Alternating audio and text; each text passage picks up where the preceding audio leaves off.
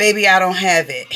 And why, baby, I don't have it? Well, baby, I don't have it is a ode to parenting. It started out as an ode to single parenting, and then when I got halfway through it, I started to realize that the things that, for one, I hate the term single parenting, but I'll get back to that. But I started to realize that the things that any parent goes through, every parent goes through the same with their children. Every parent wants to get their child further. Every parent wants to raise their child to the best of their ability. Every parent wants to raise their child to be successful, prosperous, well mannered, all of those, things. But it's often hard for some parents. Um, and the hard part, I think, comes in when there is no support. When one parent really has to do it all by themselves, and they have to really, really, really struggle to be a parent, and then also well rounded. It sometimes can cause unbearable pressures, and that can be in any household. That could be in a household where there's two parents. That could be in a household where there's two parents and grandparents, because as the old adage goes, it does take a village to raise a child. And I am not only just a firm believer of that. I'm a testament of that. I am an example of that, because there have been plenty of times when I've had to reach out to my surrounding village for assistance with something that I was having a hard time with. 9 times out of 10 it was monetary, but there were times when I just needed that um, community member, or that big brother type, or that uncle figure, or someone who wasn't so close to my children, but someone who also had an influence over my children, to just reinforce some of the things that were trying to be instilled in them within the home. It actually took me about, I'm going to keep showing this so people can see the cover. It actually took me about 4 years to put this one together, because I wanted it to be um, something that readers could relate to, but I also wanted it to be objective. And because a lot of it is coming from personal experience, I didn't want the personal experiences to outweigh the generalization that all parents go through. Because as we're parenting our children, we're also learning ourselves. And that can be overwhelming sometimes too, especially if we started having children at an early age. We're still growing, we're still learning, and now we have to be responsible for this young person. There's so many levels, so many different facets, so many different layers I unfold in this piece right here. And again, it's an ode to parenting in general, but I really want to yeah, baby, I don't have it. The title, yes, let me say that. The title of it is Baby, I Don't Have It. And I titled it accordingly because I am quite sure I am not the only parent. I am almost absolutely sure that every parent has struggled with those words, with that phrase, baby, I don't have it, or something paraphrased to that effect.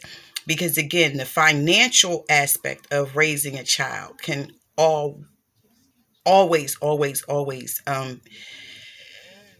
strain you. It can strain you. But again, we want our children to go further than what we went. Diving into other aspects of the read and other points of it, our children are not ready at 18 to leave home. Let's stop that nonsense, okay? People of color, black people, we seem to be the number one group of individuals who want to kick our kids out the door at 18 because of mistakes they've made, because the law says that they're 18 and that they can take care of themselves, because it may ease our burdens a little bit. I think we need to double think that, triple think that, and quadruple think that, because sometimes we push our children out the door way too soon, and they suffer more than anybody should ever have to suffer. And sometimes they meet an untimely demise. It is what it is. We can't sugarcoat this right here. Our children are not ready to go out the door at 18. They're not even ready to go off to college by themselves at 18. All we're doing is parenting them from a distance. It's like maybe remote learning or remote parenting when we send them off to college. They still need our support. They need our financial support. They need our wisdom. They need to know that we're going to be there when they stumble and fall. Speaking of stumbling and falling, we stumbled and fell a lot. So how can we just expect our children to get it because we told it to them or because we showed them the example one time? It's not that simple. They need repetition is the father of learning. So they need that repetition, and we have to provide them with that balance. The balance is sometimes off in the home, especially here recently in Black homes. The dynamics is often off.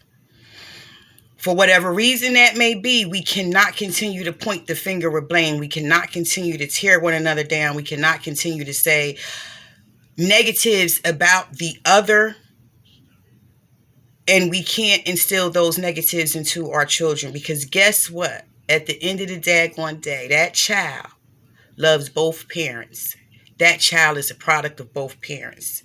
And the parents are the accountable ones. You knew what you were getting yourself into. If you didn't know what you was getting yourself into, all right, tighten up your bootstraps, because you're in it now and you have a child that needs you. And regardless if the other partner isn't there or the other parent is lacking or breaking promises or whatever the case may be, you still have to do for that child. If you are the mother and you're taking care of that child, you still have to do for that child. And you can't be bitter about the circumstances, the conditions, and so forth and so on. We know how that can get, and we have to be balanced with that child, because again, that child loves both parents. And if it's the father, you got to do what you got to do, dog. If you have that responsibility out there, the only excuse you have for not taking care of that responsibility is you being unaware that that responsibility is there. Just like you need shoes, that child needs shoes. You need socks, that child needs socks. You got to wash clothes, that child needs clothes washed.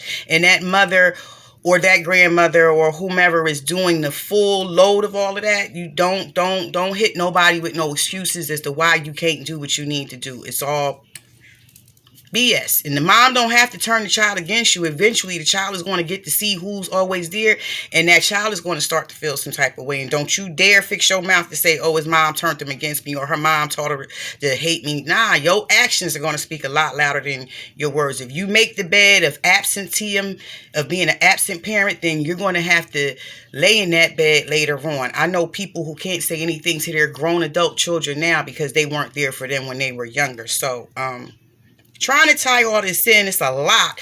This is it's about 100 and it's close to 200 pages, but it gives an in-depth look at what parents go through to make a better way to make it as good as best as possible for their children. And it's not always easy. And both parents need to recognize that it took both of you to make that child. So it definitely takes both of you to raise that child. And you have to figure out a way to do that effectively. You have to put everything else aside and think about that child.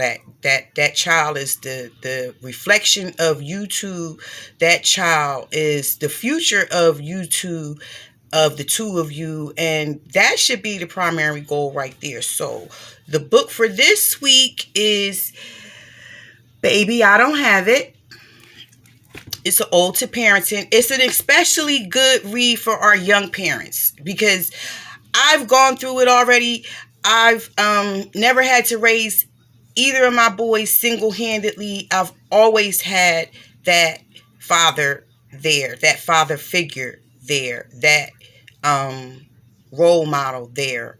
It hasn't always been easy. You have to be very selective over who you allow to be in the lives of your children because they influence your children. Um, it hasn't always been easy, but it's been a wonderful journey, and I wouldn't change it for anything in the world. I wouldn't be who I am today, and I wouldn't strive to do as much as I strive to do if it wasn't for my children, because I want them to have a better future. I want them to have the brightest future as they can possibly have, and I'm going to do everything I can to ensure that. So baby, I don't have it is something that yeah, I really try not to say to them if I can help it. And there are tons of reasons why. So pick it up, causeandelevation.com. It's 19.99, 17.99. 19.99, 17.99.